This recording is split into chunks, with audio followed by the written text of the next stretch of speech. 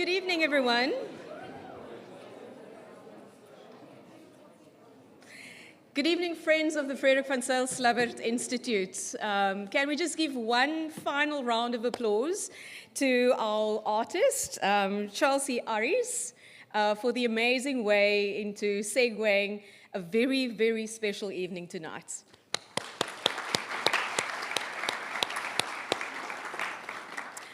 I'm Heidi October. I'm the head of the Institute and also the Deputy Director at the Center for Student Life and Learning for Leadership.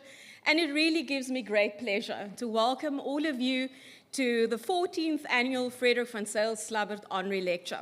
So on behalf of the Responsibility Center for the Dean of Students and our Center for Student Life and Learning, a very, very warm welcome to a very special evening.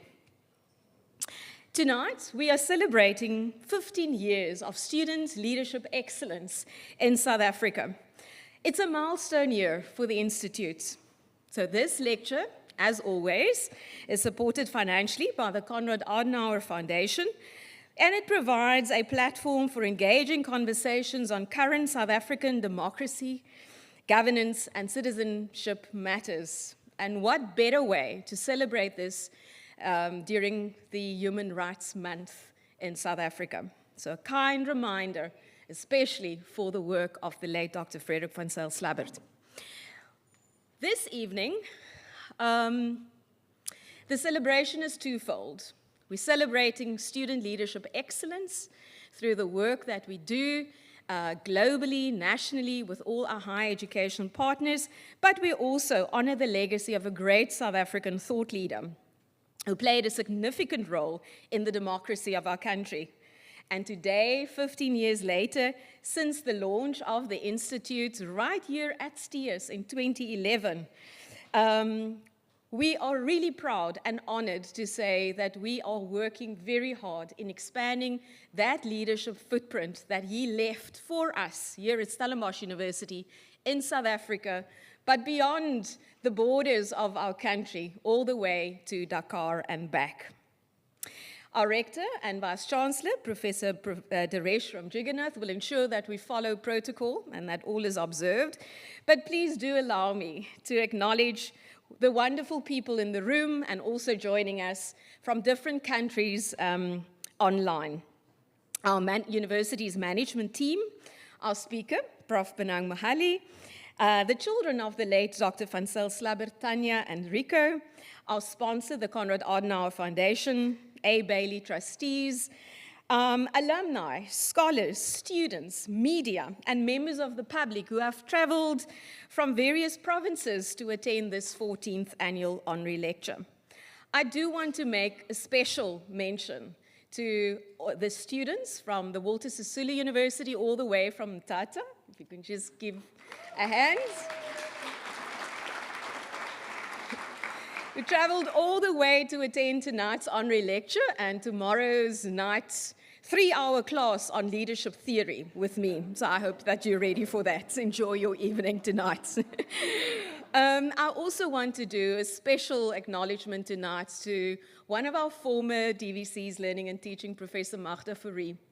She was the DVC at the time that the Institute was launched, and I know that this Institute is very, very dear to her heart, so very warm welcome to you as well.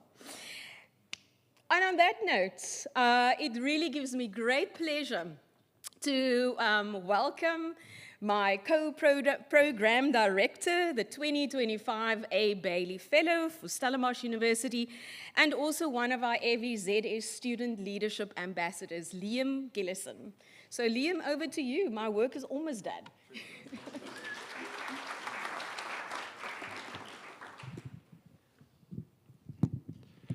Good evening, everyone. Thank you, Dr. October. As mentioned, my name is Liam Gillison.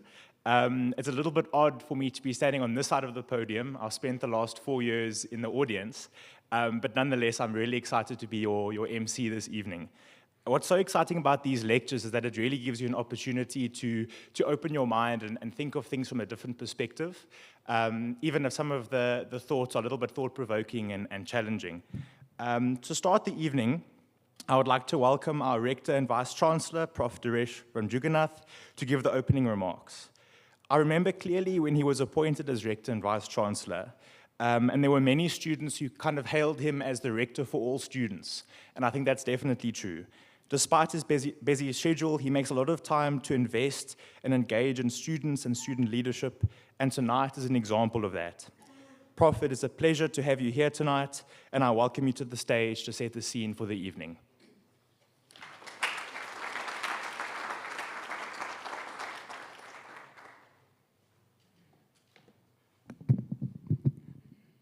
Liam, thank you very much for that introduction, and also to Dr. Heidi October, our co-program director.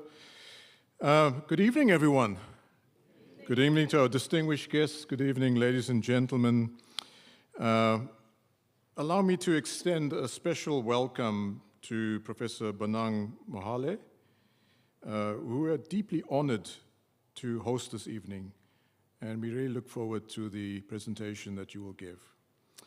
As has been mentioned, we also got some special guests, Professor Magda Fourie Mahelba, who played a very important role in the founding of the Frederick van Zyl-Slabbert Institute, and also being a former Deputy Vice-Chancellor and Vice-Rector for Learning and Teaching at the institution. We indeed have the privilege of having Tanya and Rico Slabbert with us. It's good to see you in person. I know last year that you had joined us online. And your presence here tonight honors the legacy of your father, Dr. Frederick van Zyl-Slabbert. Mr. Chris Andrus from the Konrad Adenauer Foundation, and Professor L.T. Links, representing the A. Bailey Foundation. A special welcome to every single one of you, as well as to members of our rectorate and the management and leadership at Stellenbosch University, to our student leaders, our alumni, our colleagues, our partners in higher education, and a special word of welcome to our colleagues and our students from Walter Sisulu University. I'm glad to say that I spent a bit of time with your Vice-Chancellor yesterday, and I know she's looking forward to her inauguration in a few weeks' time. So good evening everyone once again, and welcome to Stellenbosch University and to this special venue which is STIAS. Tonight we're here for two important reasons: to celebrate 15 years of the Frederick van Zyl-Slabbert Institute and to engage in the annual Honorary Lecture, a space that has over time become one of the university's most important platforms for reflection on democracy, leadership, and public life. Tonight's theme is, in times of socio-political turbulence, how can the Constitution still anchor our democracy and inspire citizen leadership? And it could not be more timely, given everything that's taking place in the world at the moment. It speaks to the tension we all recognize. The global threat to democracy is hard to ignore. But when we turn our attention closer to home, we are a country rich in constitutional promise, yet still grappling with lived realities that do not always reflect that promise. Dr. Frederick van Zyl-Slabbert understood this tension deeply. He was not only a political thinker, but a bridge builder, someone who believed that dialogue, courage, and principled leadership could reshape society. His role in the Dakar talks remains a defining moment in our journey towards democracy as a country. The institute that bears his name continues that legacy, not as a monument to the past, but as a living, evolving space for leadership development. Over the past 15 years, the Frederick van Zyl-Slabbert Institute has grown into a platform that connects students, scholars, and global partners in meaningful engagement including its growing international footprint and its role in convening conversations across Africa and beyond, globally. I think it was just a few years ago that we hosted an international event in which we had many representatives from around the world. And importantly, it remains grounded in a simple but powerful idea that leadership is not a title, but a responsibility. At Stellenbosch University, this idea resonates deeply with our own vision as an institution. We speak often about being rooted in Africa, but global in the reach that we want to have as an institution. But what gives that phrase meaning is not strategy alone. It is people. It is the student leader who chooses integrity over convenience. It is the academic who speaks truth in difficult times. It is the citizen who insists that the Constitution is not an abstract document, but a lived commitment.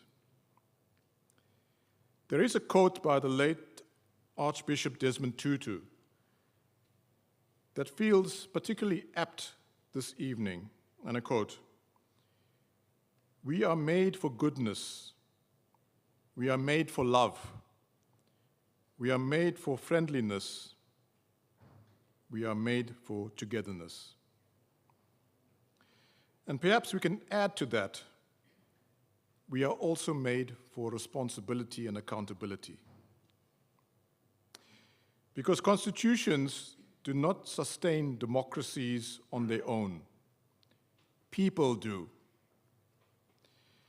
I am particularly encouraged by the presence of our students here tonight, including those who have participated in the Frederick van Zyl-Slabbert programs and those joining us from across the country.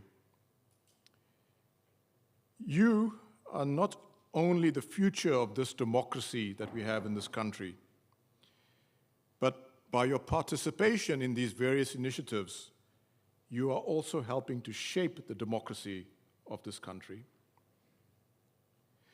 This evening's lecture will be delivered by someone who embodies many of the ideals. Professor Bonang Mohale is widely recognized as a leader of principle, a champion of ethical leadership, and someone who has consistently advocated for inclusive economic and social transformation. His work spans business, higher education, and public life. And importantly, he has remained committed to the idea that leadership must serve society. And we at Stellenbosch University identify with that 100%. In our vision statement, last 4 words of our vision statement, in service of society. Everything that we do as an organization ultimately must be in service of society. Before I conclude, let me also acknowledge the role of our partners, particularly the Konrad Adenauer Foundation, whose continued support enables this lecture to reach far beyond this room. And to the team at the Frederick van Zyl-Slabbert Institute, thank you for the 15 years of remarkable work in shaping leaders who are thoughtful, who are courageous, but importantly, become engaged citizens. In closing, if the past decade and our current times have taught us anything, it is that democracies are not static. They require constant renewal. And that renewal begins not in institutions alone, but it begins in the individual. In how we lead, in how we listen, and in how we act.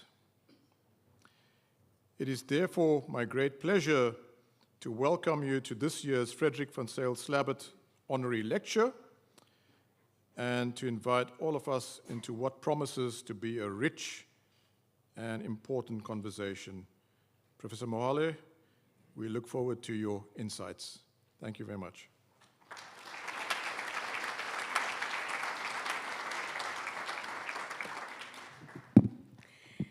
Thank you, Prof. Deresh.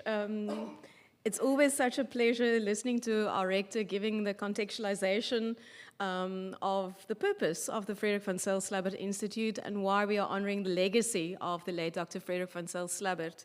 One aspect of what you have mentioned right now is service in service of society, and that really speaks to, in academia, how we are all always encouraged to ensure that we keep the academic project as the main focus area of our university and for our students in terms of student success. But equally important also to ensure that the work that we do remains relevant in South Africa and broader beyond the borders of the South African context. So thank you very much, Prof, for always supporting citizen leadership and the approach that we have at the Institute in terms of relational leadership. Now, I know that some of you have observed that it was a bit of a struggle for me to get our honorary speaker to get a seat. And I think in the short time that I've engaged with him, his engagement style, his behavior, his casual approach, his easygoing way just to relate to just about anyone really speaks to the kind of person that he is. So when I do read his bio this evening, I think you will all agree with me that even this shortened version of his bio really speaks to why he received so many awards. So allow me, and I hope that I will do justice to his biography. So Professor Mohale is the Chancellor of the University of the Free State, former President of Business Unity South Africa, and Professor of Practice at the Johannesburg Business School in the Faculty of Business and Economics. He serves as chair of two listed companies, the Bidvest Group Limited and ArcelorMittal, as well as Swiss Re Corporate Solutions Africa, and SBV Services. He was appointed Sherpa of the Values 20, a global community of values-driven experts and practitioners that engages meaningfully with the Group of 20, also known as the G20, launched in 2020 during Saudi Arabia's G20 presidency. He's a member of the World Economic Forum's community of chairpersons and the best-selling author of Lift As You Rise, Behold the Turtle, and Coming In From the Cold, his autobiography. 15 attendees tonight will be the lucky winner of one of these books. Among his many industry awards are the following. In 2025, the South African Institute of Chartered Accountants Chairpersons, Friends of the Profession, and recognizing his lasting contribution to the profession and his continued commitment to purpose-driven leadership. Also in 2025, the Epitome of Black Excellence Award, presented in participation with the United Nations in recognition of the significant contribution to economic development in South Africa and beyond. 2024, Society for Industrial and Organizational Psychology, Special Presidential Business Leadership Award, the African Union's Lifetime Award in 2024, the Presidential Award in 2001 for servanthood in the South African industry and the economic empowerment of previously disadvantaged individuals. In addition to all of these, he was included in the Reputation Poll International's 2023 list of the 100 most reputable Africans, and the selection criteria for that includes integrity, reputation, transparency, visibility, and impact. Please join me in welcoming Professor Bonang Mohale to deliver the 14th Annual Frederick van Zyl-Slabbert Lecture.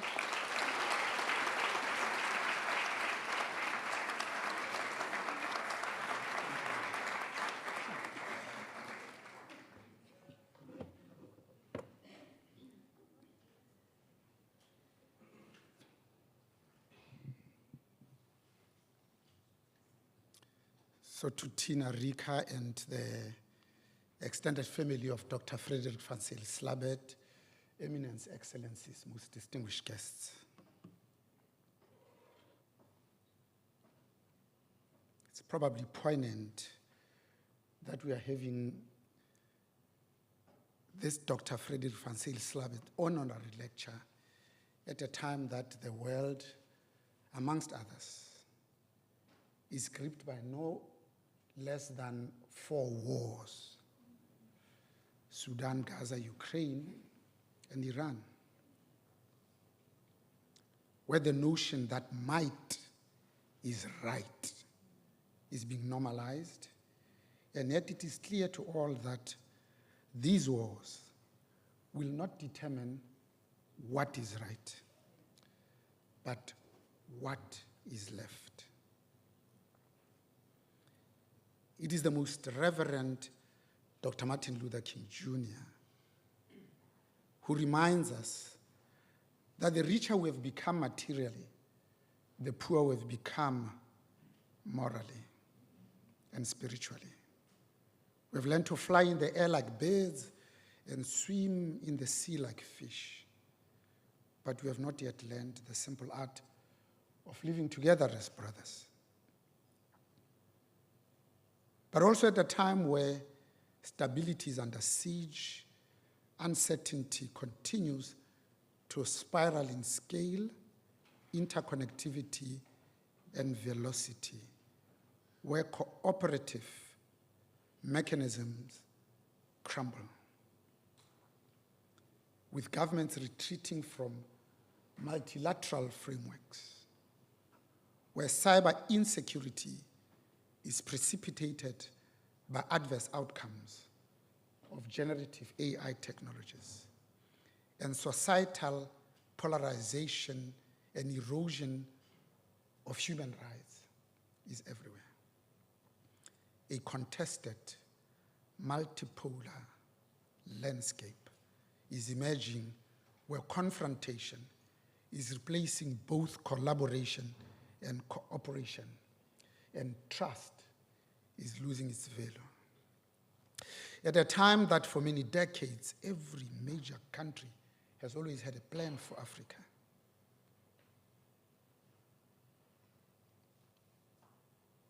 And yet, sadly, Africa did not have a plan for any other country, nor for herself. This narrative has now fundamentally changed from what does the world need from Africa to a world where we can ask, what does Africa need from the world? On her own terms. We are witnessing fundamental structural shifts that are redefining Africa's global role, driven by, amongst others, continental integration through the Africa Continental Trade Agreement, and most importantly, financial reform. It's a multipolar transition that is reshaping trade and diplomacy. An Africa where critical minerals are moving from just extraction to strategic leverage, where a demographic dividend is driving global workforce growth and integrated energy that is altering, amongst others, security and investment dynamics. Africa is the world's second largest continent, covering approximately 30.7 million square kilometers. She makes up roughly 20% of the Earth's total land area. It is the world's second most populous continent at over 1.5 billion people as at 2026, but only 3% of the global air traffic. With the worst safety record and lowest margins. It is 30% of the world's critical mineral reserves. For instance, the Democratic Republic of Congo produces more than half of the global cobalt. This is the stuff that the world needs for the manufacture of electric vehicles and the batteries that power them. Demand for lithium is projected to increase fivefold by 2040.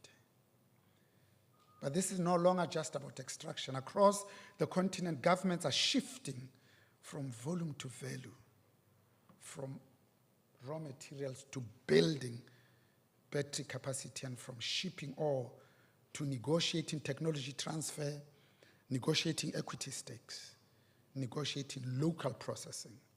Critical minerals are becoming leverage in a more competitive multipolar world. It is becoming abundantly clear that global energy transition will not happen without Africa.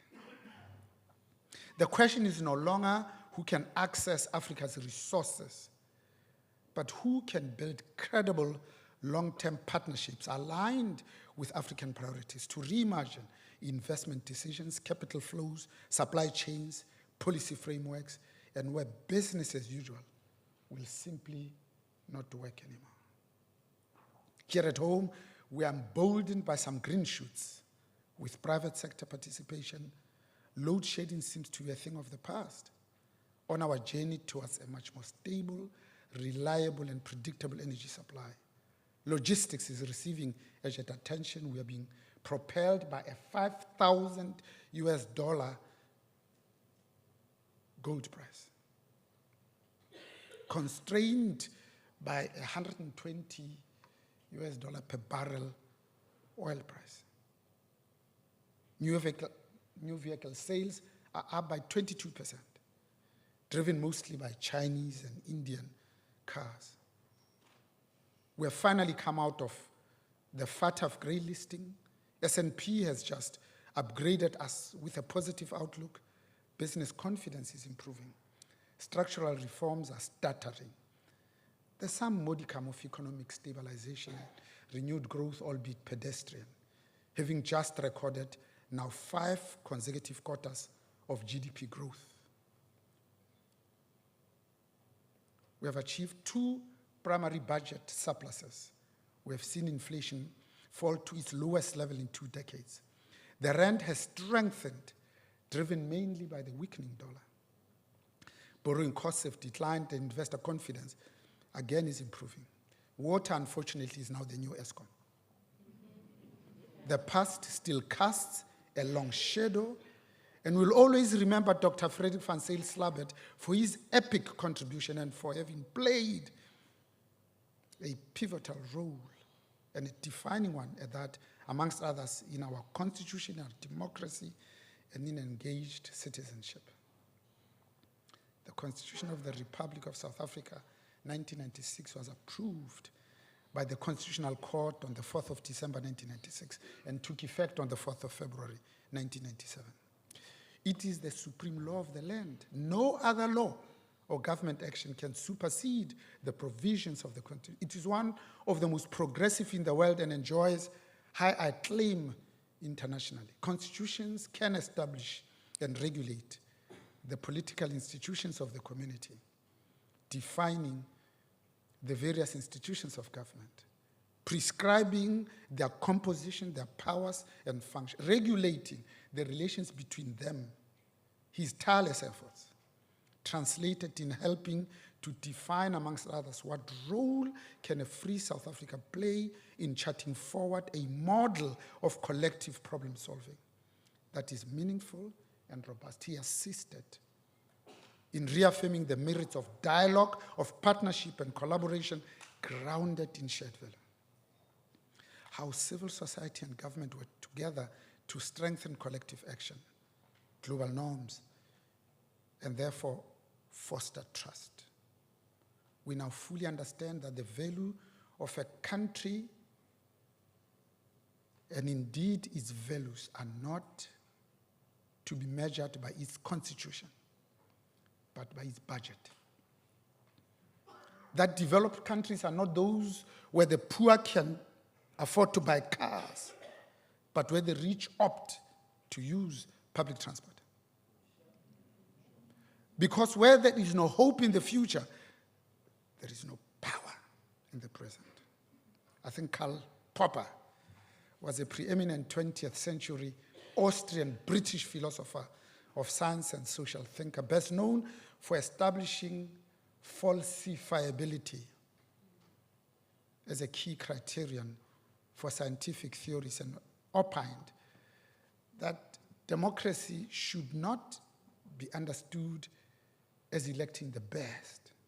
This notion called the rule of the people, but rather as a system to prevent tyranny by providing a peaceful mechanism to remove bad leaders. Pretty much the same way that Sir Robert Marks, Commissioner of the London Metropolitan Police in the 70s, submitted that the basic test of a decent police force is to ensure that you arrest more criminals than you employ.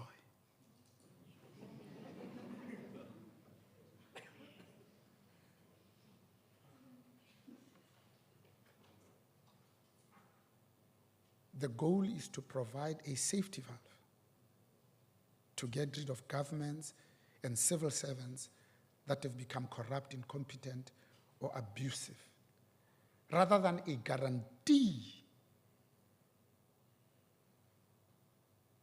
to elect a perfect one. Bad leaders, and therefore bad governments, are elected by good citizens who do not vote, or when they fall for both disinformation and misinformation. Democracy is seen as the best mode of error correction, allowing citizens to reject leaders who fail, thus enabling the system to evolve. This view acknowledges that voter decision-making is often flawed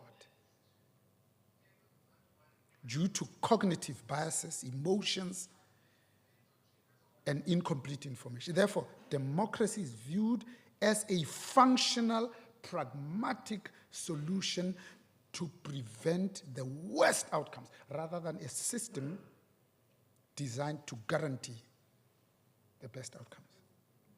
The system works by establishing checks and balances, such as the rule of law, free press, and the independent judiciary that allows citizens to restrain leaders even while they're in power. The fundamental value of democracy is that it allows for the substitution of leadership without violent overthrow. The system only functions effectively if the citizenry is engaged. Strong democratic systems characterized by institutional integrity tend to push out bad leaders, whereas weak systems crumble regardless of the leader. Liberal democracy is defined by the 4 pillars, of course, free press, independent civil society, constitutional democracy, but most importantly by the rule of law. It's premised on producing institutions that are honest and fair, grounded in excellence, evidence, and science. The Sustainable Development Goal number 1 of 17, established by the United Nations in 2015, calls for the end of poverty in all its forms. All the social partners, government, labor, civil society, and business, because I'm in a place of learning, academia, they play a pivotal role in regularly providing an honest reflection about the challenges that are still confronting us as a nation, and both implores and mandates you and I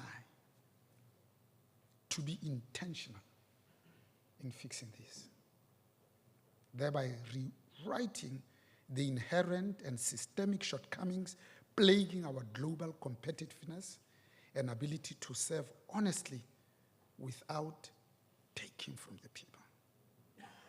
Precisely because this is not consonant with the intent of our Constitution, especially today when state capture, corruption, bribery, and stealing and cheating have been given a black face. when it is the black firms that are victims of state capture, and it is black government officials that extort other black firms. Today we are a colony of a different kind, still mindfully tending to painful wounds 32 years into democracy. The haunting words of Bantu Steve Biko ring truer today than in any other time in the history of Africa's liberation journey. That the most potent weapon in the hands of the oppressor is the mind of the oppressed.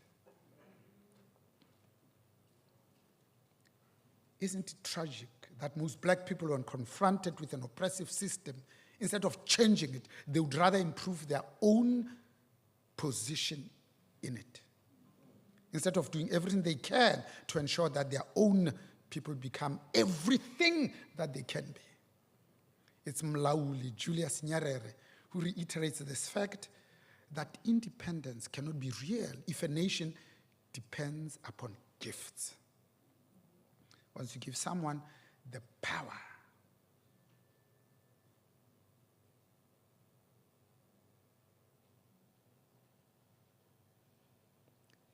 you also give them the power to starve you.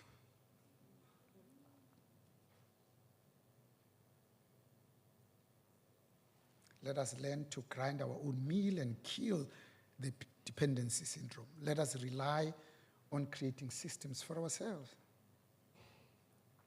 Stop begging for food, aid, and money from world powers, especially because Africa is not a poor continent, just poorly managed.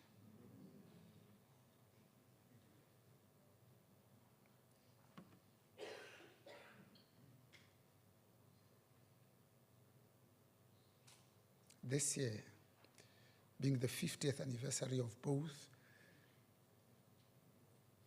the Soweto uprisings in June of 1976, but also the creation of the Black Management Forum in April of the same year.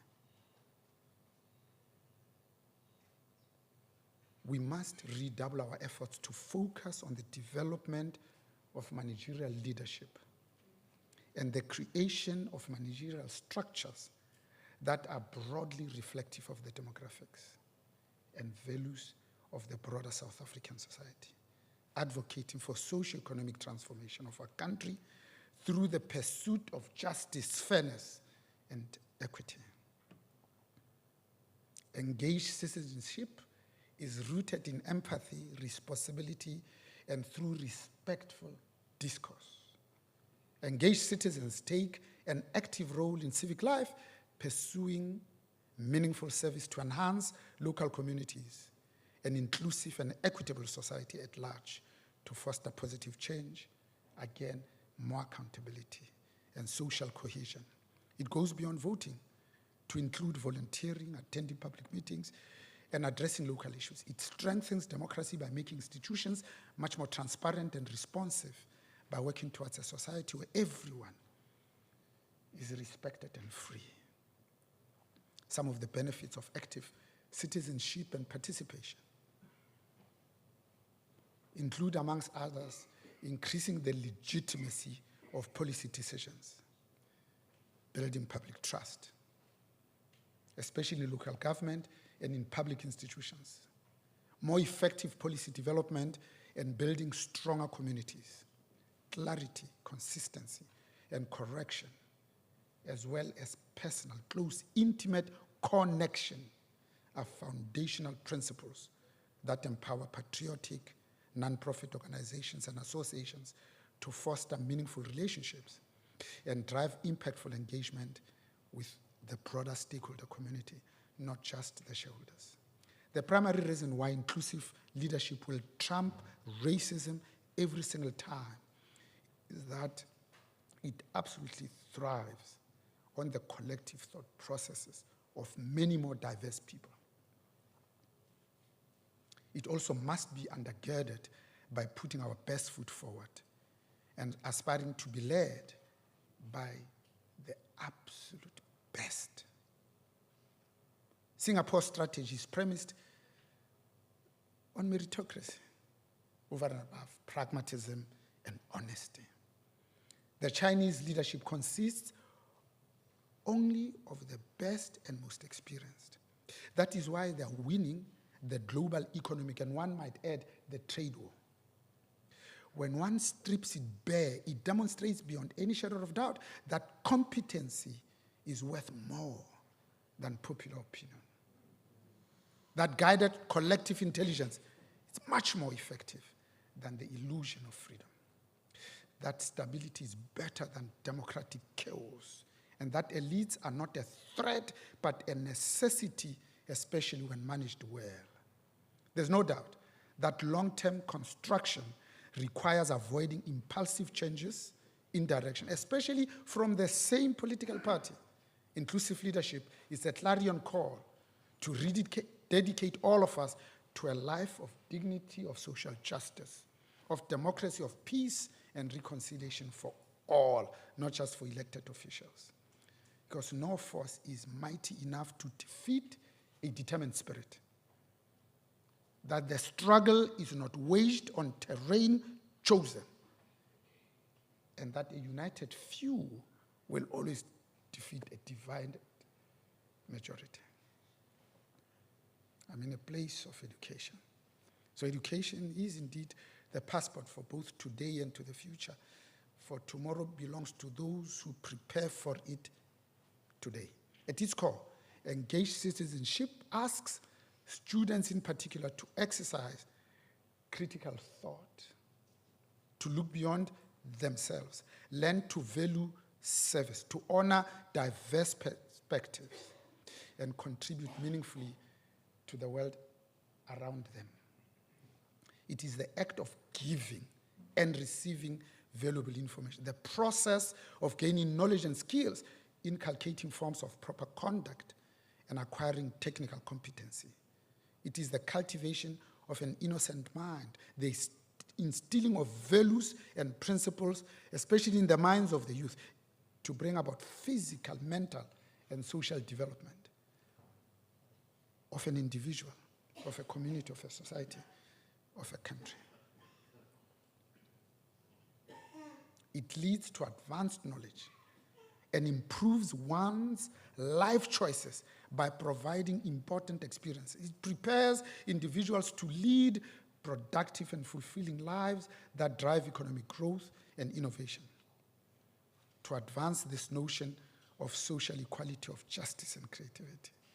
Of course, literacy is key to expanding knowledge and gaining the ability to self-express. Education is an important instrument that empowers individuals to break free from unfortunate situations, as well as challenge stereotypes they may be faced with. It offers freedom to individuals trying to escape adverse conditions like poverty, like slavery, like incarceration.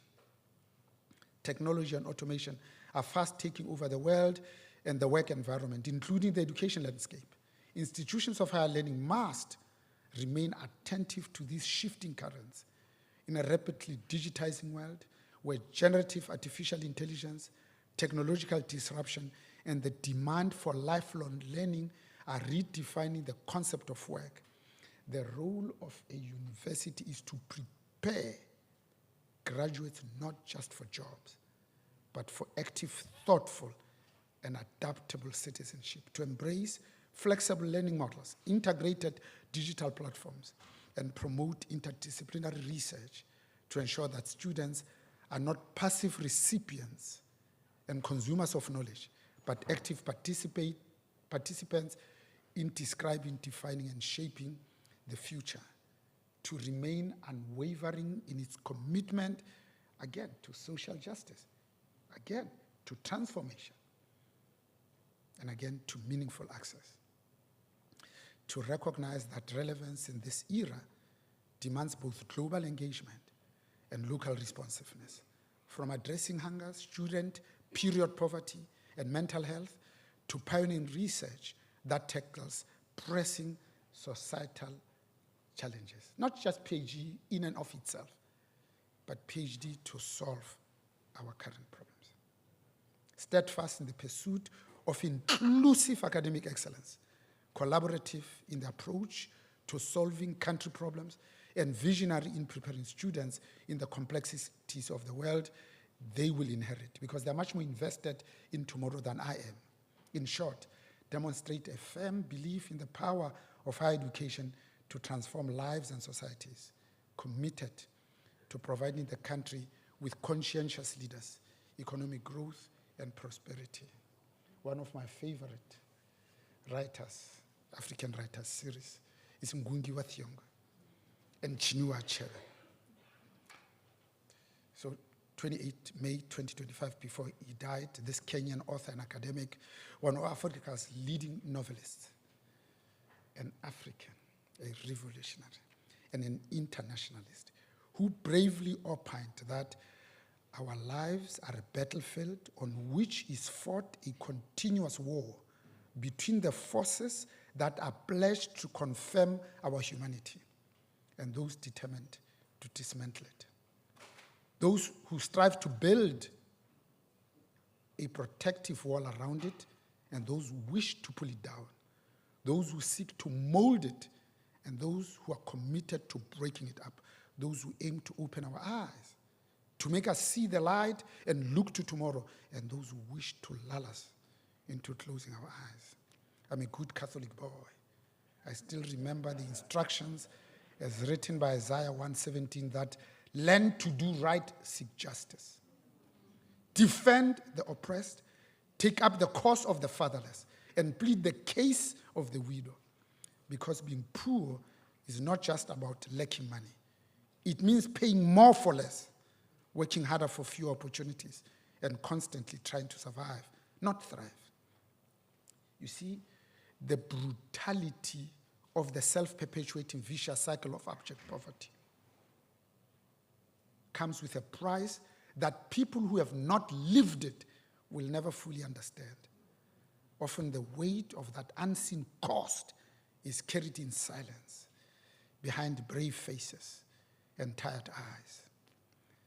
This is the era of purpose-led leaders, those who rise with conviction, build with vision, and transform broken systems through compassion and courage.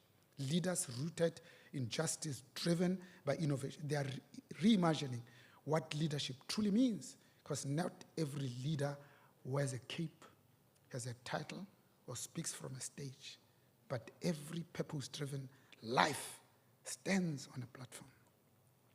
Influence is sacred and must be used to dwell among the people and shape the world with love, with truth, and innovation. Where to be trusted is a greater compliment than being loved. You see, everybody has a choice unless you're a victim, poor, and nowhere to go.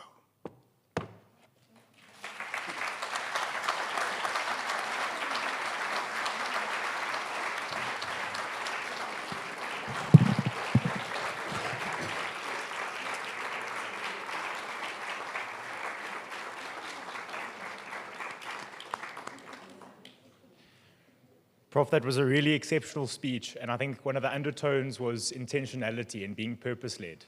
And thank you for crafting a speech that was very intentional, especially for the time that we find ourselves in. I must just ask you, when are you going to run for president?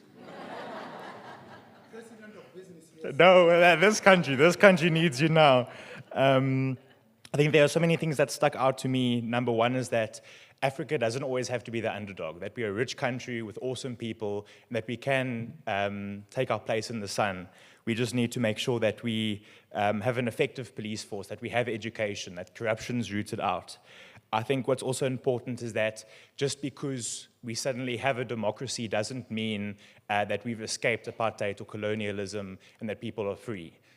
We need other rights that come with democratic rights, rights of housing, education, socioeconomic rights, etc., etc. To further unpack Prof. Bonang's address, I welcome Unapachido Mbayiwa, the Citizen Engagement Coordinator of the FVZS, who will facilitate the Q&A this evening. To work with Nopi is an absolute pleasure. She's one of those big thinkers that asks amazing questions, which you'll see now, and I really look forward to the conversation. Thank you.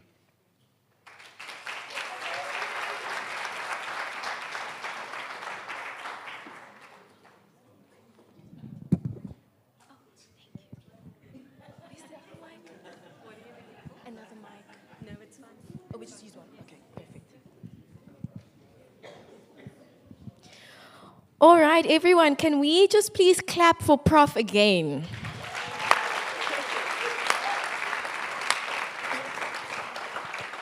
And I'm also going to ask us to clap for the audience because everyone looks so good tonight, right?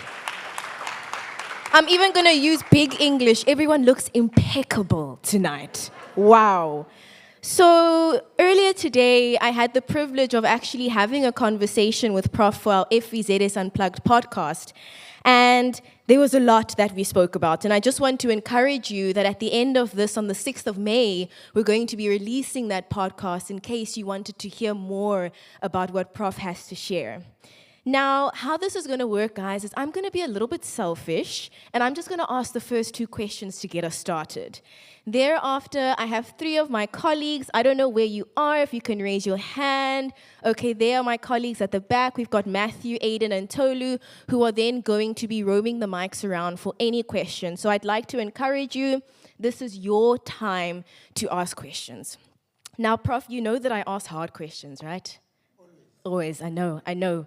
So what you said is, you were speaking about how, and let me quote you properly, that there is no hope in the future if there's no power in the present. And I want to ask us to be quite critical. 32 years in democracy, South Africa is still grappling with, the struggle against apartheid, with a constitution that serves as the highest law protecting citizens. Yet today there remains, I don't know if you want to call it a gap or tension, between the promises of the Constitution and the lived realities of many South Africans. I mean, we have issues of femicide. We have issues of majority of South Africa's population not even having access to their own land, which you spoke about earlier. And I want to understand from your perspective, what are your reflections on this tension, and what does it reveal about our progress as a society?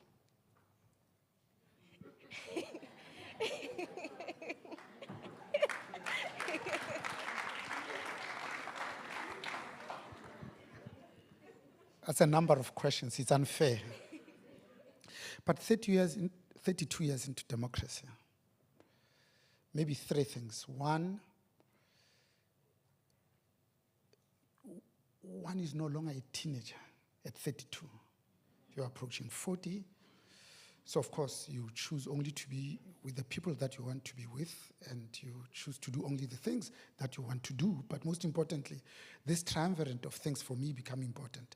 Number one, time must feel much tighter. 2, relationships, not things, must become much more important. And then lastly, the big questions must become personal.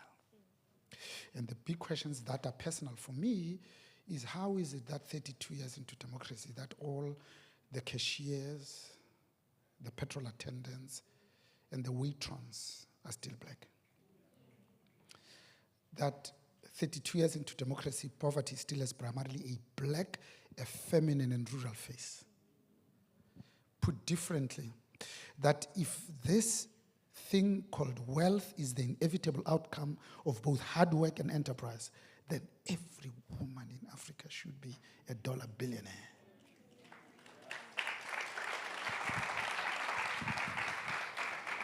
Wow. Wow. I don't even have English to explain what I'm experiencing right now. But so I then want to continue and speak about how South Africa continues, we've said, to grapple with legacies of apartheid. You've mentioned economic disparities, you've mentioned social inequality, we have corruption, we have ongoing racial and class tensions. And I want to understand from you, Prof, how do you see the Constitution in playing a role in advancing reconciliation and social cohesion? And more so, do you think that the Constitution still has credibility when we have leaders who don't necessarily act in accordance with it? So our people don't eat the anthem and the Constitution. Because if we are not intellectually honest, we'll continue to be in this self-perpetuating vicious cycle of abject poverty. So I'll start with the end in mind and then come back here for a second. So what type of leadership should we be choosing for this year? Because it's a local government election. In another 2 years, it will be national elections. No more than just 6 things. Number one, it should be those leaders that help us to root out and defeat state capture. Because it doesn't matter what we do, when you steal 1.5 trillion in 5 years, it doesn't matter what you do, it's difficult to catch up. But it's called the political economy because politics have a disproportionate influence on what we do. If the politics are fraud, business is fraud. 2, we also must demand leaders that will complete the unfinished work of transformation, even though it's less sexy to talk about, for 2 reasons. Because if these blacks don't have anything to lose, they'll ban the only library that serves the 2 towns. This economy must be broadly reflective of the demographics. And the demographics are easy. I mean, 65 million South Africans, 52.5% of them don't look like me, are female, and yet women's representation in positions of leadership is less than 24%. African women, less than 4%. The third, we need ethical leadership. You see, ethics are both prescribed and proscribed. My grandmother says ethics, it's what you do not say when no one is watching. The fourth is good governance. The lawyers among us will tell us that cooperative governance is the separation of ownership from control. But good governance does not steal from the mouths of the babies, the sick, and the dying, like we witnessed during COVID-19.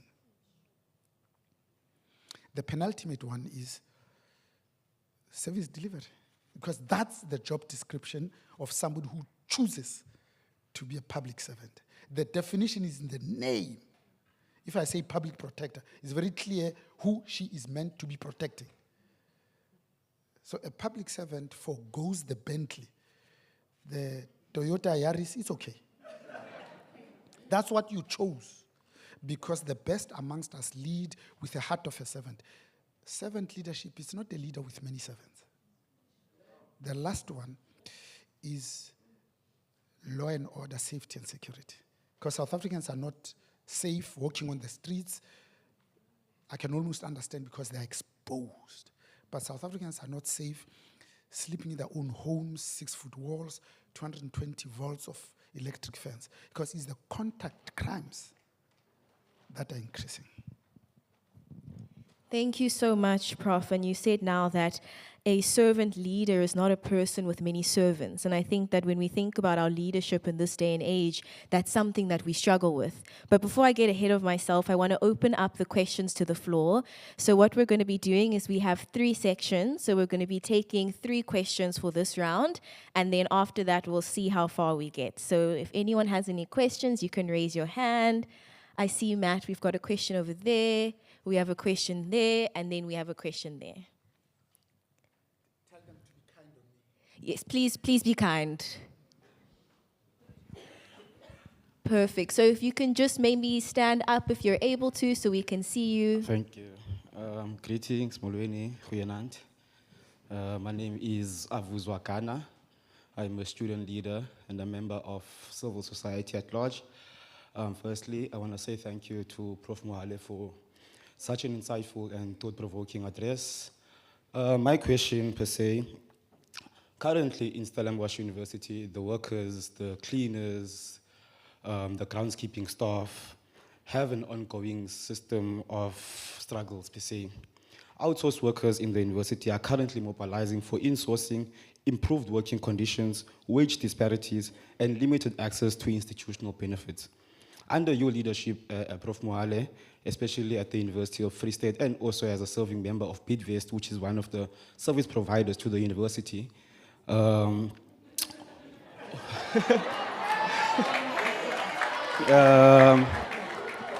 so currently, we understand that University of the Free State and Stellenbosch University, it's a university that has been built on these old colonial frameworks of systemic exclusion and so and so. So what has the University of Free State implemented to address the issue of insourcing and outsourcing? As we know, it's been a conversation since Fees Must Fall opened Stellenbosch. What has the University of Free State, what have they done to implement concrete policies or frameworks to address the issue towards insourcing? And if so, how has that impacted the material conditions of working class employees? If not, what is the rationale and how do you reconcile that with the growing demand for labor justice within South African universities? Thank you.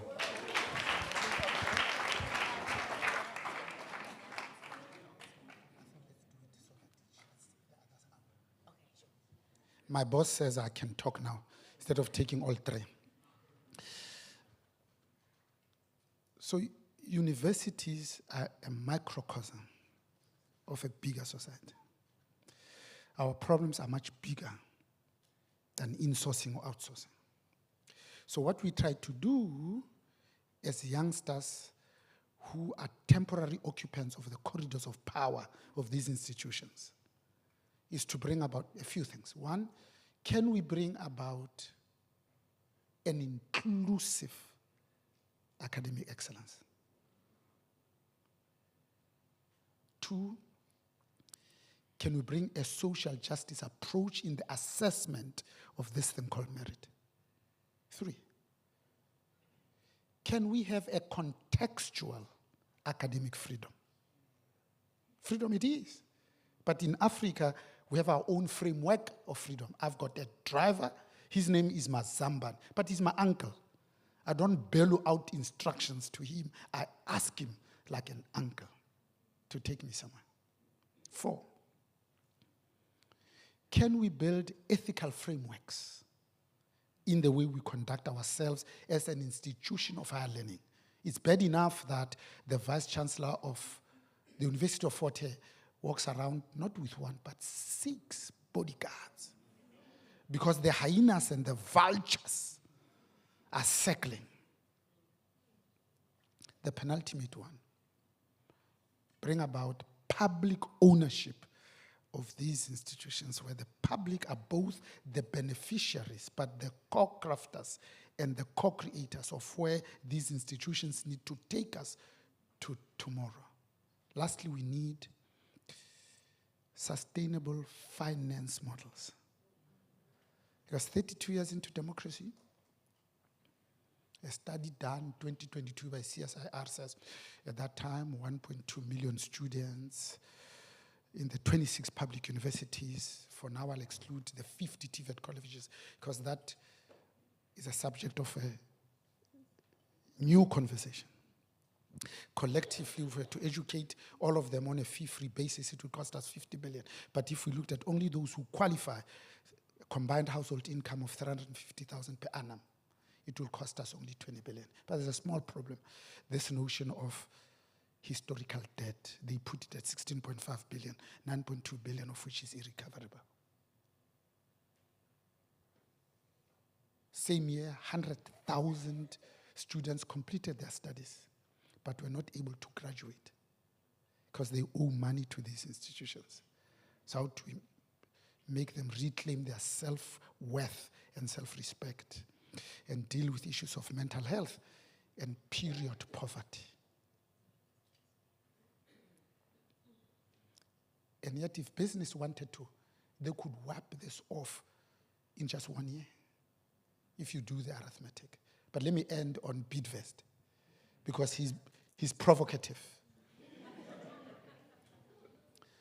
So, the Bidvest Group Limited is led by an amazing warrior of a woman.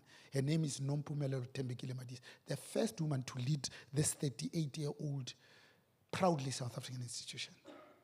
Takes it over about 5 years ago, 6th financial result. She's taken us to 7 countries in just 2 years.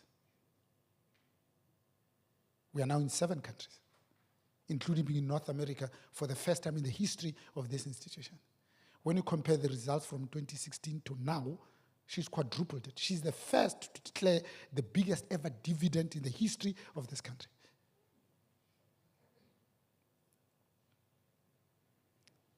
She's the first to breach the 100 billion trading profit mark in 2023 at 123 billion with a trading profit of 11.4 billion. Today, it's 127 billion with a trading profit of 12 billion. It puts this company at number 34 of the 40 biggest companies listed on the JSE. She employs 127,000 people, 7 divisions, owns 350 companies. 250 of them are not small. Let me just tell you about 5. The Bidvest Bank, the Bidvest McCarthy Group, Prestige, Steiner, but also Adcock Ingram. But this is why I was telling you the story. She does this with a board that is 80% black and 73% African women. So you can have both transformation and embarrassingly good results. Thank you so much. All right, so I do know that we had 2 more hands. I'm going to ask you to please keep your questions concise so that we can make sure we have as much time as possible. So there's a hand over there, and then we have that gentleman over there. Hello, sorry. My name is Tariro. Thank you so much, Prof, for your lecture. One of the things that stood out to me when you spoke was how now is the time where Africa must play an active role in deciding what happens to her. And what I thought about was, I might stand to be corrected, but I think in the World Economic Forum in Feb or Jan this year, there was a comment made about how countries must figure out whether they have a seat at the table or they're on the menu. And the thinking was obviously African countries was like the point we all looked to. So my question is a 2-parter kind of. The first is, what are your opinions about that? Africa being told that they are on the menu rather than sat at the table, and what practical ways can they actually have a seat at the table, especially given that, if I'm not wrong, South Africa is the only country that has voting rights within the United Nations. And then the second part is, if we assume that, let's say, the African Continental Free Trade Agreement is a way for them to be at the table, how practical is that for all African countries, especially given that some will have more advantages within the trade agreements compared to others? So yeah, thank you. They're cheating. 3 questions right there.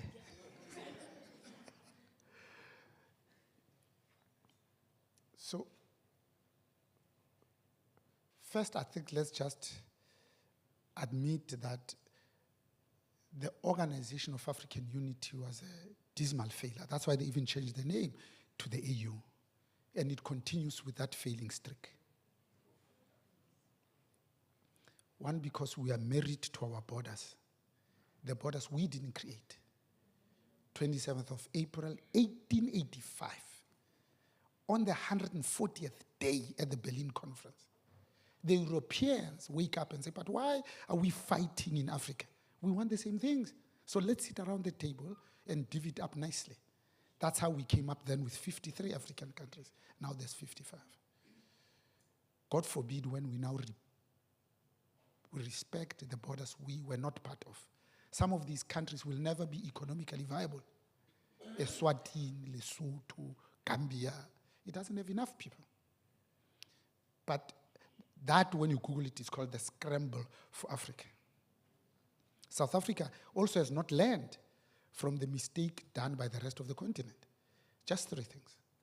One, that these Uhuru presidents that stand in power for 50 years are not good for Africans.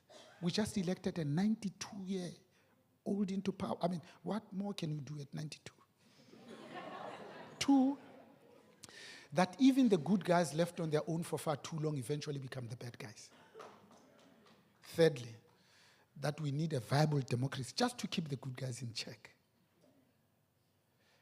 But your second part of the question, and I combine it with the third, is that we are failing to fundamentally have a full appreciation of why is it that Africa is poor.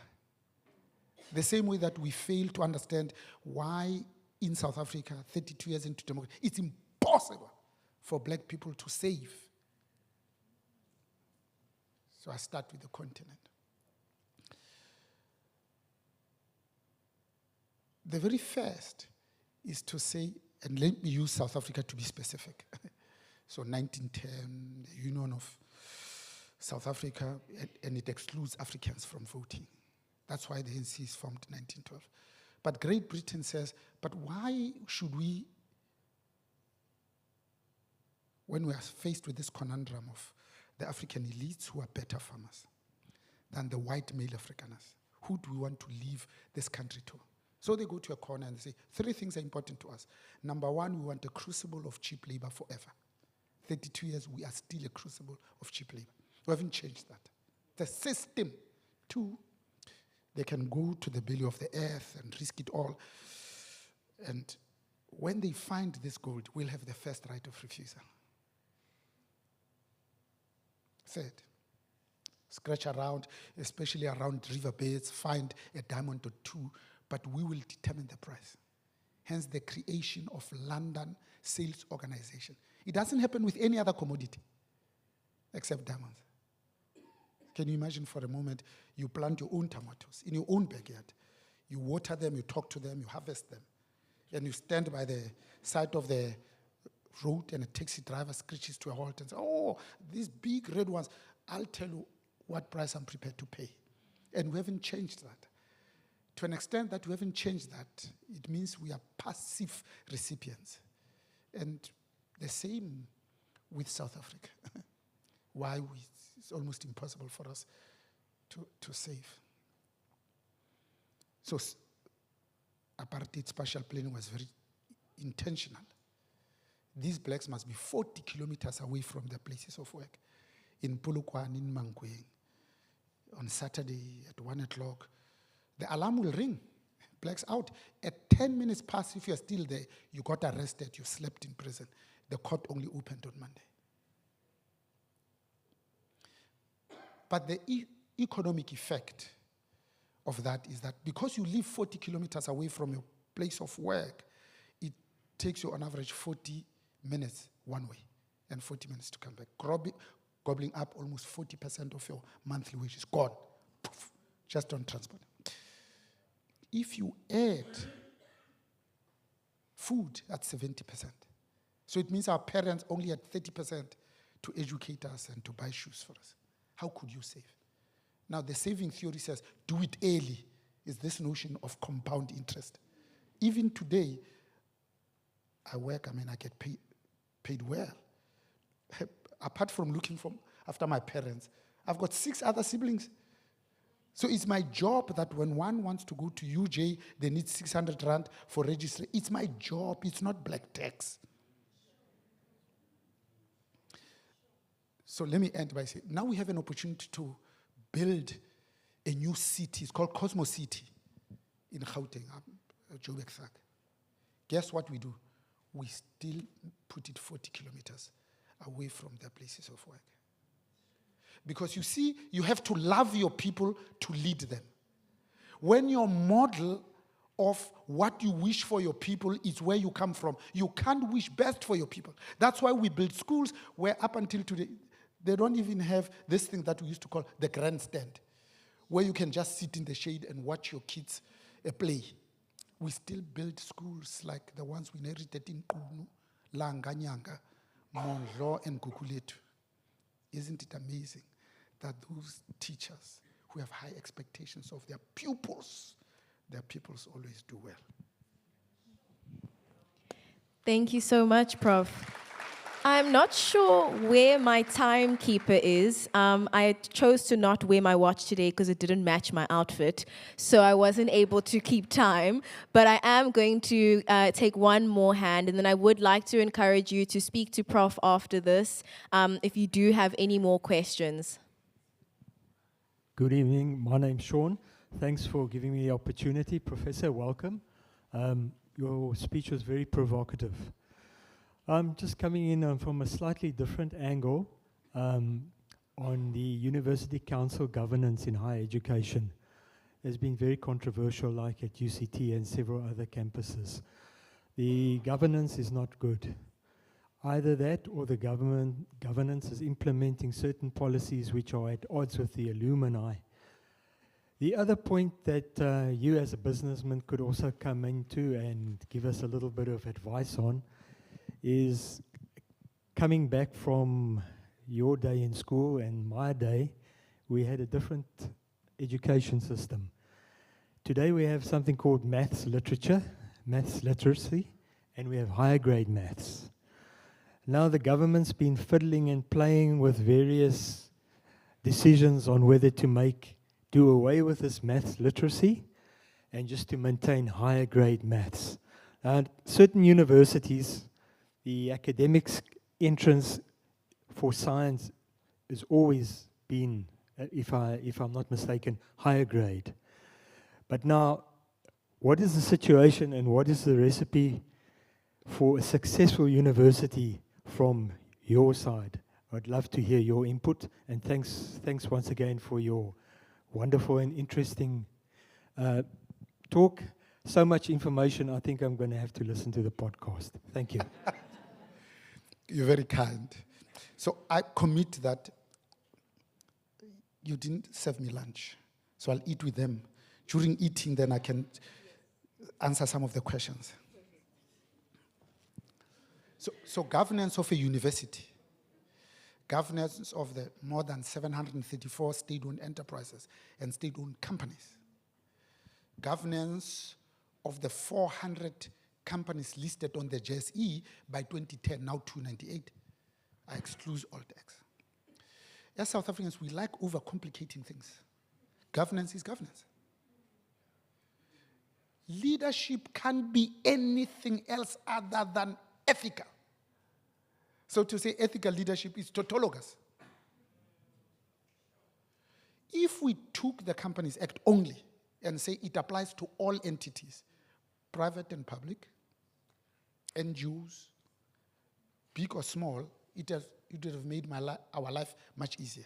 But no. As South Africans, we have the Companies Act mostly for private sector companies. Then we took that act. Then for public servants, we called it the Public Finance Management Act. No, it goes to local government. But the fundamental principles are the same. So governance of institutions of higher learning should not be any difference. Good governance is good governance. If you are a good leader and you manage a company that sells cars or bums on seats on an airline or potato chips, the fundamental principles are exactly the same. If I had time, I would be more controversial to say, when you are a salesperson, you know the art of selling. It's a system. And you can sell anything because you follow that system.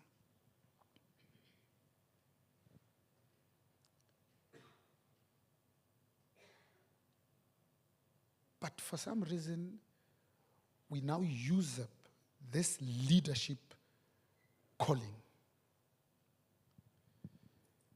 And we want to spread it amongst all of us.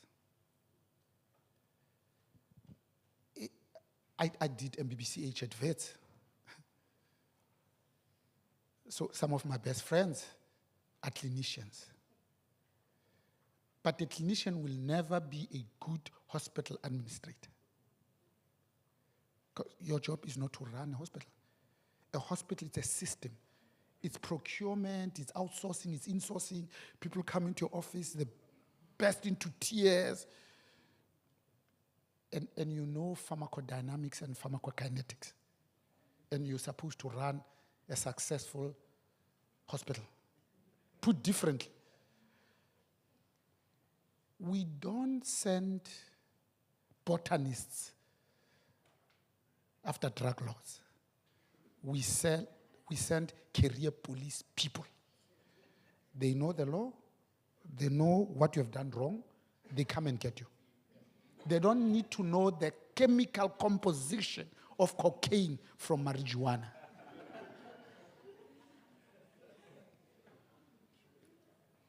So, I close. The one thing we haven't done well as a continent, and I'll come back to South Africa because I like being specific, will be the only African country that has ever become free of colonialism, and we didn't do these three things. Number one, to exponentially increase the educational level of our own indigenous people. Even Gabriel Robert Mugabe's Zimbabwe, freed 10 years later, they had an 80% literacy rate. At what stage did we say 30% is an acceptable pass mark? Who are we fooling? Two, we'll be the only African country that has ever become free from colonialism, and we didn't increase the ownership of the economy by at least double digit by the indigenous people. Nigeria's business is owned by Nigerians. Zimbabwe business is owned by Zimbabweans. Except here in South Africa, you walk into a boardroom, you'll think you're in Europe. Lastly, we're the only country in Africa to be free from colonialism. After 30 years, we voluntarily hand over power to the colonizers, oppressors, and racists. Everywhere else in the world, no white person has ever given up privilege voluntarily. Put differently, the duration of oppression is never determined by the oppressor. It's always determined by the oppressed. Sure. Thank you so much. Thank you so much, everyone. And just in closing, I asked Prof what are 3 things he wants everyone to take away as a young person. The first one was be happy with yourself. The second one was build intimate, important relationships with other people. And the third one was everything in moderation. Thank you so much, Prof.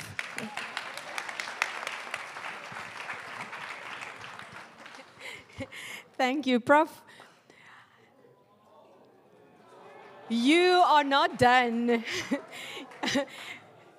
We are not going to let you off the hook. So we are going to invite you back to the stage, and together with our rector, please, to make it official that you are always going to be connected with the Frederik van Zyl-Slabbert Institute.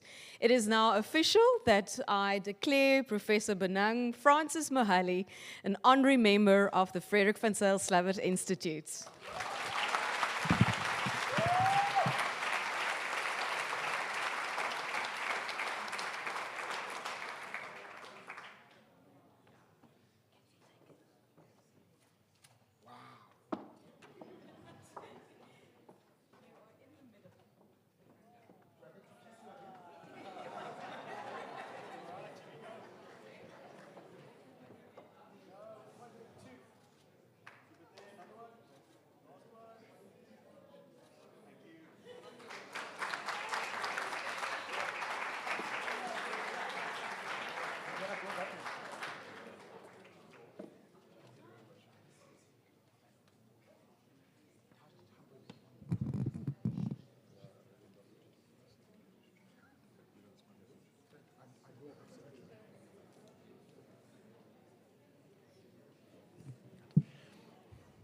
Thanks a lot, Nobi. That was really insightful. I don't know if some of you may have noticed that when you filled in the form to RSVP this evening, there were a few questions at the bottom of that form, and if you answered those questions, your name would be put into like a raffle or a draw. So we were going to draw it here, but it was going to take a little bit too much time, so we've already drawn the names, and we're just going to announce them. Before that, there's an important announcement. If any of you win the book and you don't want it, there's a book nerd in need in the shape of me that would love another book in their bookshelf. So donations are welcome. But anyway, let me announce the names. Vuyile Tsetswa, Ayabonga Metuso, Dylan Lee, Craig Galloway, Kecha Mbinji, Lwandisile Mdlanga, Onela Mary Luzuko, Mdun Yelwa, Oliver Rupel, Magda Fari Malhaba, Nukulunga, Ayanda Shangane. Maxine we had to replace because we didn't want to look like there was corruption, so we replaced it with Nopi slipped me like a note on the side there. So it's Anas Kutsia replaces Maxine, Notsipo Ngaleni, Catherine Grammer, and then Karabo Dinalelo. So, but all the names are on there. Well, congratulations to everyone who won. So, of course, tonight we also celebrate the FVZS Institute on their 15th birthday. For 15 years, they have equipped students to be effective leaders and engaged citizens, and without a doubt, SU is better because we have this institute. One thing that COVID-19 has taught us is that we can have all these grand organizations and elaborate institutes. However, it all means nothing without the people who drive them. Similarly, the FVZS is nothing without its people, both staff and students. However, particularly, I want to focus on the students who over the years have been a part of the FVZS's story. They've put in an immense amount of time and effort, even after long hours of study and classes, in order to ensure that all students at SU are prepared to lead SA into a bright future. And many of them I am proud to call colleagues. Thank you for going above and beyond. We are immensely grateful for you and your sacrifice. Could we please give them a round of applause?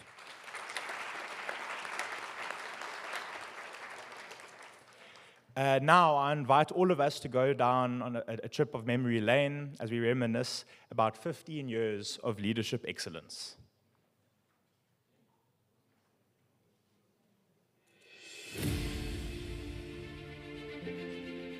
Dr. Frederick Finzel Slabbert embodied the values of a democratic South Africa before those values were implemented and then protected by law. He fought for equality, dignity, and a shared future, and used his influence to dismantle the oppressive and discriminatory structural systems of the apartheid regime. Frederick Finzel Slabbert grew up in Pietersburg, Pretoria, with a love for rugby and cricket. He continued his studies at the University of Stellenbosch, and in 1967 he obtained a doctorate in sociology. He used the knowledge he obtained from his alma mater to challenge the laws of the National Party during apartheid. That constitution must allow for full citizenship, irrespective of race and no domination. Irrespective of race and no domination. In 1979, his vision of a free and democratic South Africa propelled him to become the leader of the Progressive Party. However, after realizing that he would need more than just the voice in Parliament, he left his party in 1986. The following year, he, along with the Institute of Democratic Alternatives in South Africa, organized the Dakar Conference, a historic event where South Africans who were in exile in academia, politics, and the arts came together in solidarity against the apartheid regime. There is a sadness that we have to meet so far from our common fatherland. This in itself is a tragic commentary on the history we share. Some of you have traveled far and suffered much pursuing freedom for your country. And despite whatever differences there may be, we have come to talk to you because we realize your critical role in finding a resolution to our tragedy. At Stellenbosch University, his residence involvement began early. During his student years, he was the first residence head of Mayuba Men's Residence, and later, after returning to Stellenbosch in 1970, he took up a role that shaped him in a deeply reflective and formative way. As a senior lecturer and residence head of Simmonsburg Residence. In that space, leadership was not a title. It was a daily practice, listening, guiding, challenging young minds, and insisting that privilege must carry responsibility, because the future of a country is often rehearsed first in the character of its students. In 1964, Slabbert received the Abe Bailey Travel Bursary to visit the United Kingdom, an early marker of how seriously he took exposure, service, and leadership development beyond the familiar. That same thread continues decades later through the FVZS Institute's ongoing relationship with the Abe Bailey Trust. On the 12th of May 2008, Dr. Van Zyl Slabbert became the Chancellor of Stellenbosch University, where he held this position until he passed away on the 14th of May 2010. Gone, but never forgotten. His legacy lives on through the founding of the Frederick Van Zyl Slabbert Institute in March 2011. Over the past 15 years, this institute has equipped students with the leadership abilities to follow in his footsteps, embodying responsible, engaged citizenship. This institute has a far-reaching impact and continues to make an impact nationally and globally through its programs. In collaboration with student leaders in governance structures, commuter and residence leaders, through experiential learning, striving to inspire and equip responsible citizen leaders. Van Zyl Slabbert was indeed a man on a mission with a calling which led him to speak up and fight against injustice.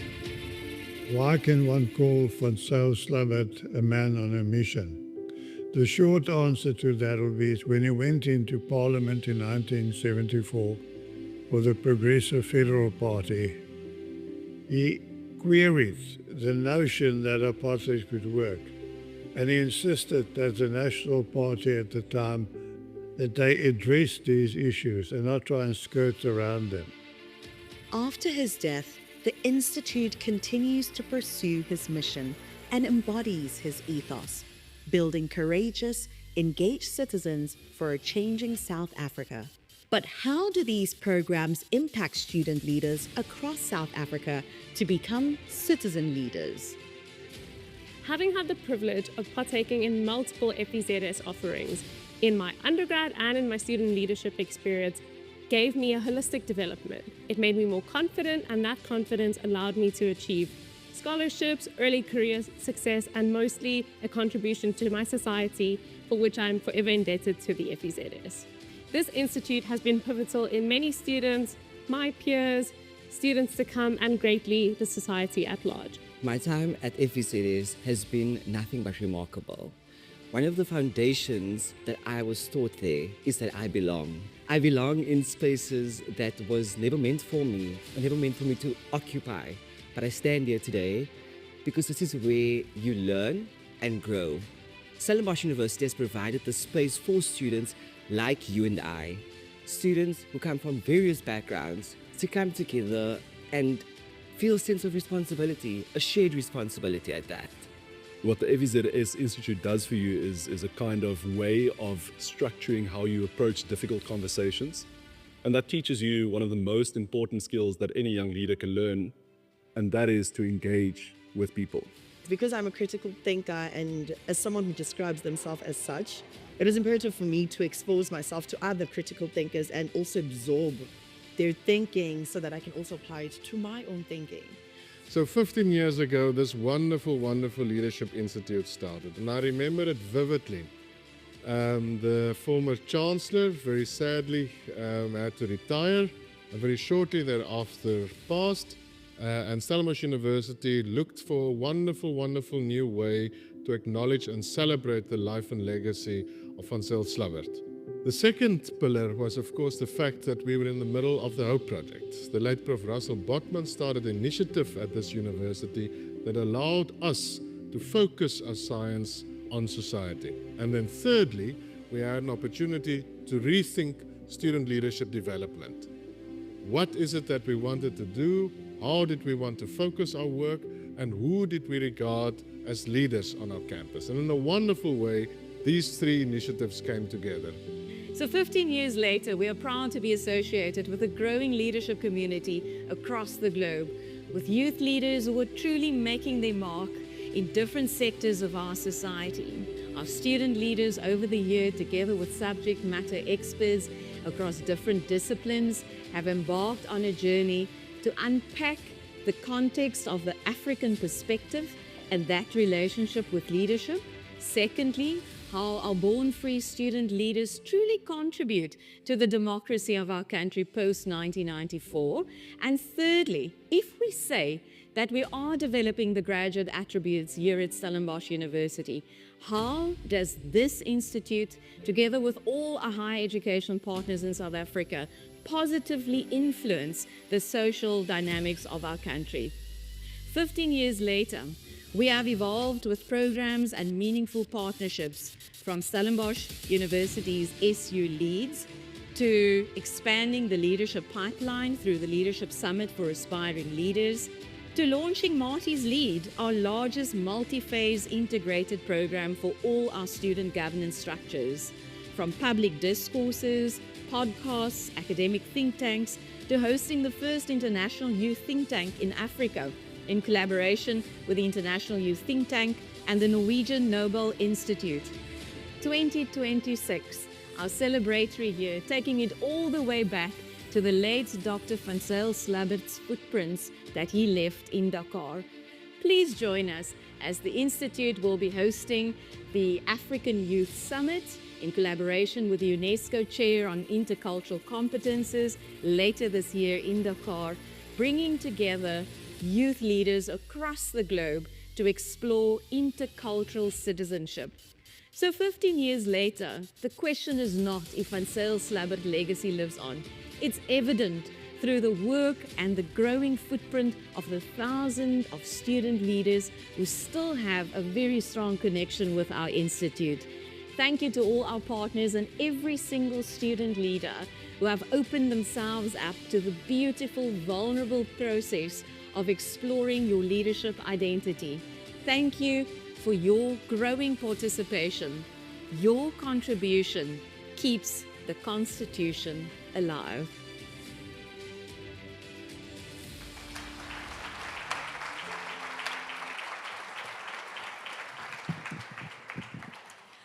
For those of us who are not known to get emotional, I think there is a license tonight.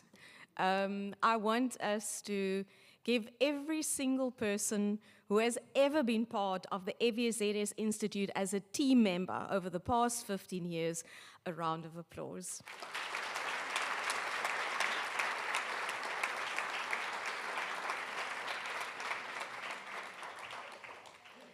The challenging part of ensuring that an institution which is highly relational and completely functioning around relational leadership and building strong relations with organizations and our donors and our sponsors and our students and all our stakeholders.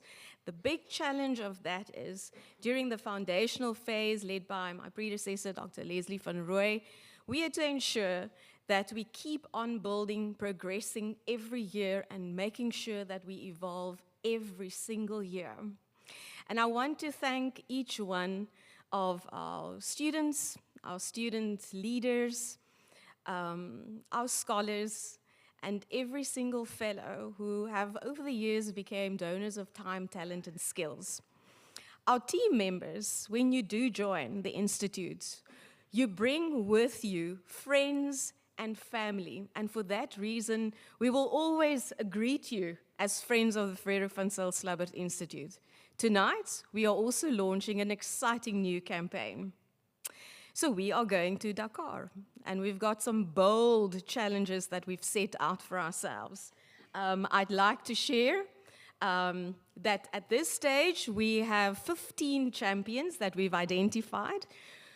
The challenge is as follows. We want to collectively walk, hike, and run 10,000 kilometers by mid-September, and that's doable.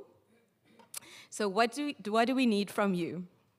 We need you to download the Strava app on your cell phone. So whether you've done a Camino, whether you have just started to walk, we are inviting all of you to join us on Strava to collectively reach 10,000 kilometers. By the way, that is roughly estimate from Cape Town to Dakar. That's step one. Step two is We've launched a Give and Gain page thanks to the collaboration and support of our Development and Alumni Relations Office. We've got 15 champions, and each one of us, including myself as a champion, we want to raise 150,000 Rand, which is not a lot. I'm sure we can do that. The goal is to take 10 Stellenbosch University students to join us in Dakar for the African Youth Summit. We also want to challenge each one of our higher education partners in South Africa and our global partners and continental partners to at least bring 3 to 5 students to the Dakar conference. We're very grateful for the support of the UNESCO Chair for Intercultural Competence, who is also one of our champions, Dr. Dala Deerdorf. So thank you to each one of the champions, to our alumni, and especially our former team members who are also participating in this wonderful project, including our SRC chairperson of the Chairperson's Council for the SRCs over the last couple of years.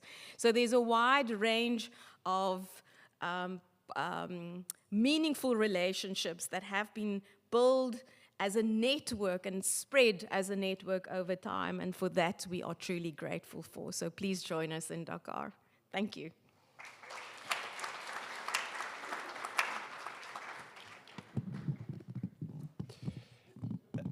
The success of an institute such as this one is thanks to many stakeholders and partner organizations. However, tonight we do want to thank one organization in particular for their incredible support of the FVZS Institute, and that is the Konrad Adenauer Foundation. They have sponsored this honorary lecture since its inception and have really helped it come to life. We are very grateful for their generosity and friendship over many years. I would like to welcome Mr. Christian Endres, the project manager of the Konrad Adenauer Foundation, to give a few remarks.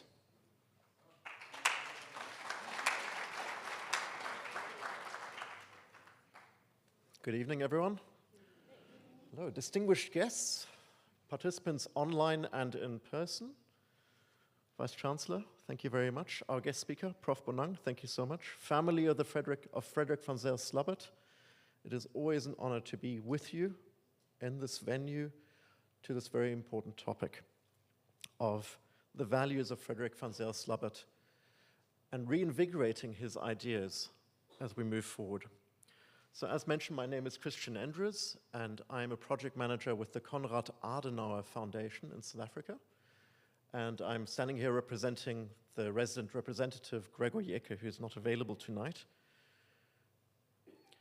I presume that he's watching online, but that's beside the point. The Konrad Adenauer Foundation comes back year after year to support this event because it embodies exactly what democracies require.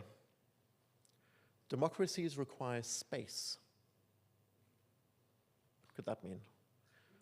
Space to dialogue, space to come together. So I noted earlier on a couple of words from the previous speaker, mentioning Frederick van Zyl-Slabbert, focus on being a bridge builder, the importance of dialogue to rebuild society, the importance of partnership, the importance of fostering trust.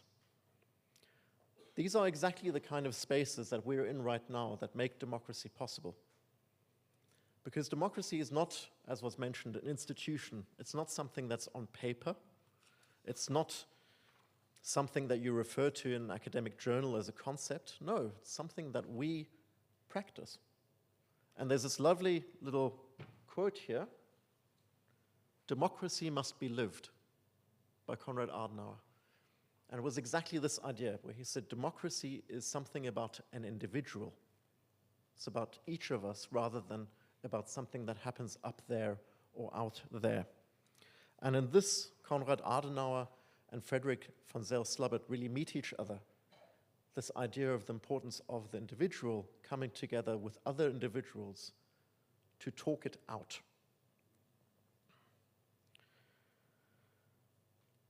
Right. Some of you may know already that we're a political foundation from Germany, and that we're associated with a political party there, the CDU, which is also the party of Friedrich Merz, who is the current head of government there. And we promote democracy internationally in over 130 countries. And the idea is to make sure that dialogue happens between politicians, between academics, between civil society. And one of the things that concerns us most, and our partners here at Stellenbosch University, like at the Center for Research and Democracy, where are you? Prof. van Beek, can I see you? No, I can't see the hand. Right, there she is. Hello. So one of the things that concerns us most is that through the rise of populism, we are seeing retreat of the idea of what democracy is actually about. And this was the bit that I found most exciting about your speech, Bonang, tonight. This point is that democracy is not the solution that will solve all your problems, right? A populist is a politician who comes to you and says, the roads are broken, I will fix them, right? There is too much femicide, we will stop it. That's the language of populism. The language of a Democrat instead is one that is sometimes difficult. It says, things are complicated. We need to think about this. We need to dialogue. We need to plan. This is incredibly hard to put onto a poster and to get people to vote for. So I really want to underline again to all of us that we need to, in some ways, grow up when it comes to politics and accept that things are difficult and tricky and complicated. And if anybody says they're not complicated and can be solved with a slogan, hamba. You're on the wrong track.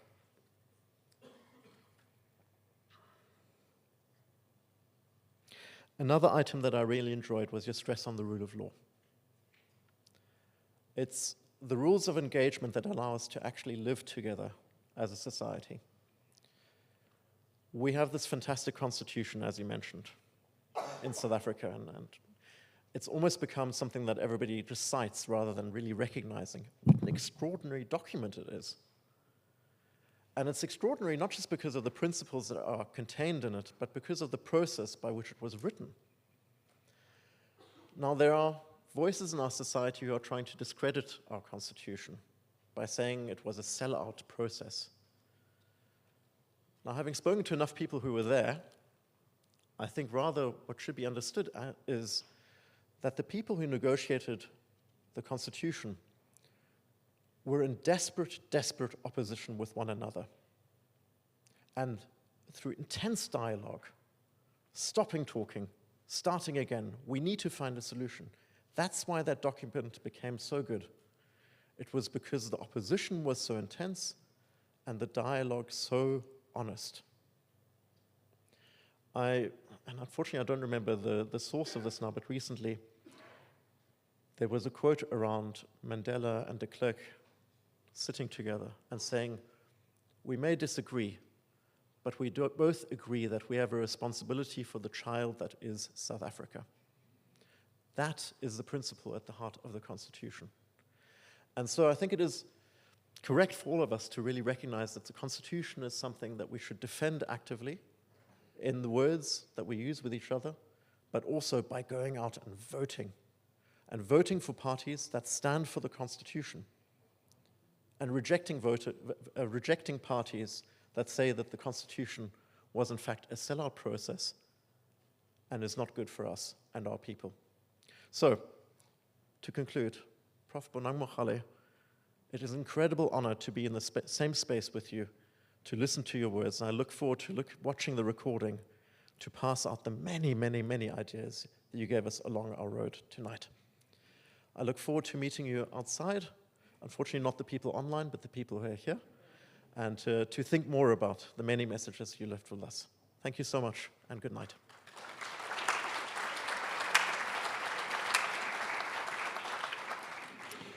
We'll now move on to the last item in the program. And it is my great pleasure to welcome up a man who has dedicated most, if not all of his professional life to helping students thrive at Stellenbosch University. He is a man who has been blessed with immense wisdom and the ability to make every student feel seen and valued, thereby bringing out the best in them. Dr. Leslie van Rooyen is currently the acting dean of students, but he was also Dr. October's predecessor as head of the FVZS Institute and played an enormous role in laying the foundation for the FVZS's success. Dr. van Rooyen, it is a pleasure to welcome you to give the closing remarks.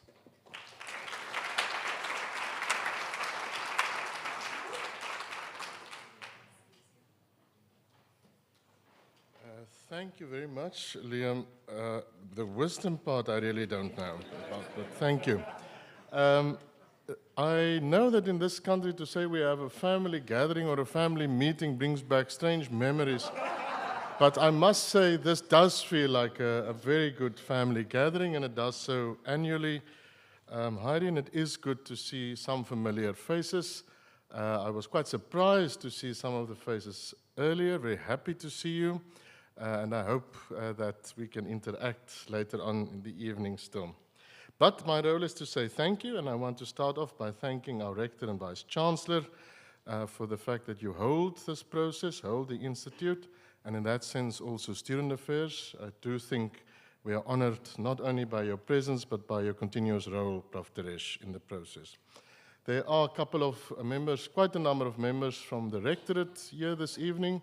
I saw Prof. Nicola earlier, Dr. Retief, Prof. Nico, I think, was here, Prof. Stevens, quite a number of colleagues. I see some of our deans, vice deans.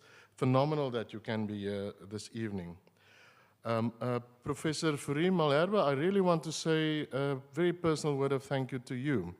It's not that you were just vice rector when the institute was formed, it's that you gave the idea that this is a fitting way to honor Van Zyl Slabbert, and we must honor you for your impact in that regard.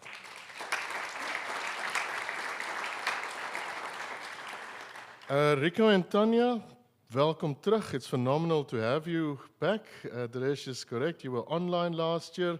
Messaged me constantly about the speech. Very, very good to have you back in person, and I really look forward to a phenomenal year.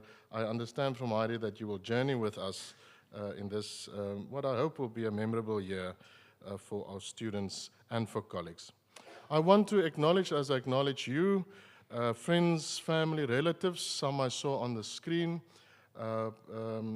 Jane Slabbert, of course, Rudolf Gous, who passed away last year, Breiten Breitenbach, Russell Botman, number of other friends who made sure that the Institute is what it is. Magda, I think you'll remember Rudolf's speech on the evening that we launched the Institute in this venue.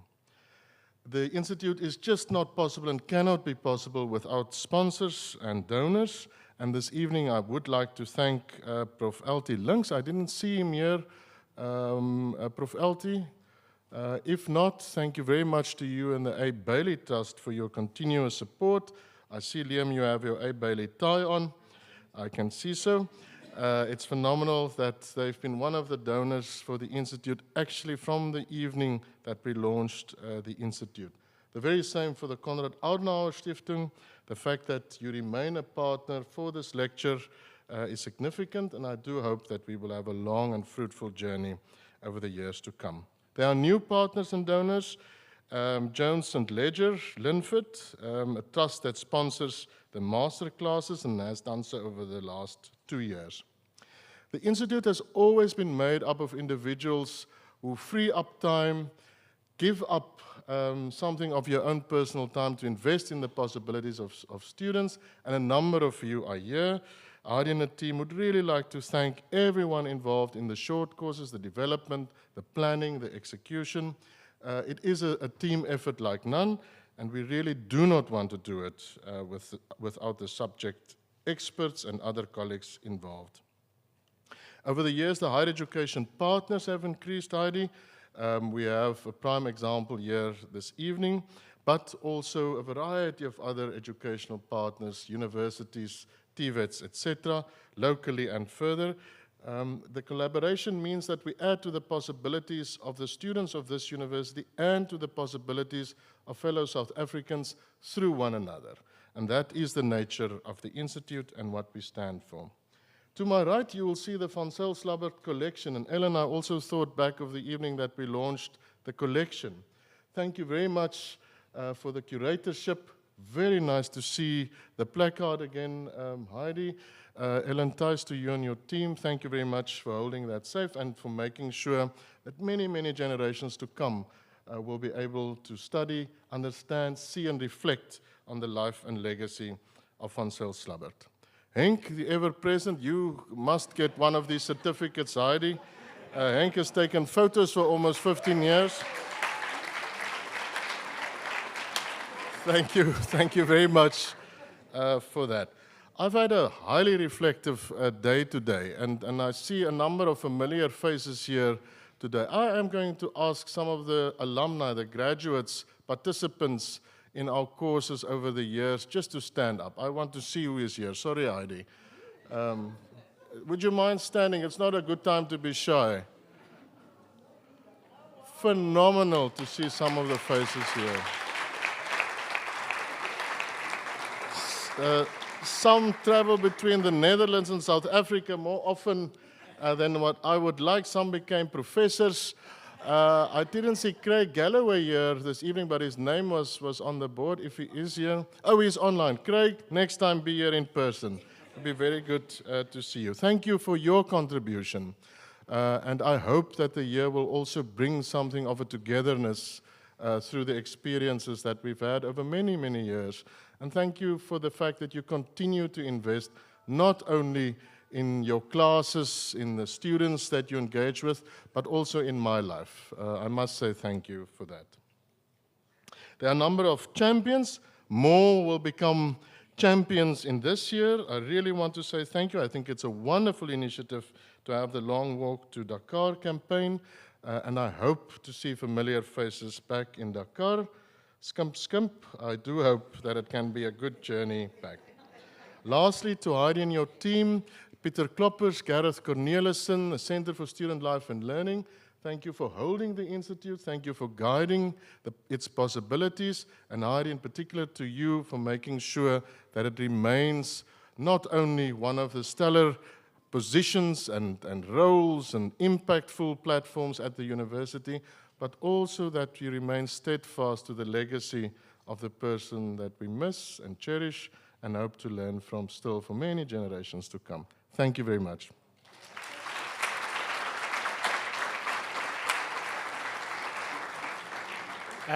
My final role is just to thank all of you for being here. Thank you for your time. I'll release you to have cocktail with the cocktail function, some wine and food. I also just want to remind you about the exhibition. Please make sure that you go visit that. And then also all the current FVZS team members, please come to the front for a group photo. Awesome. Oh, current and previous. So everyone, we're going to have a big photo. Thank you, everyone.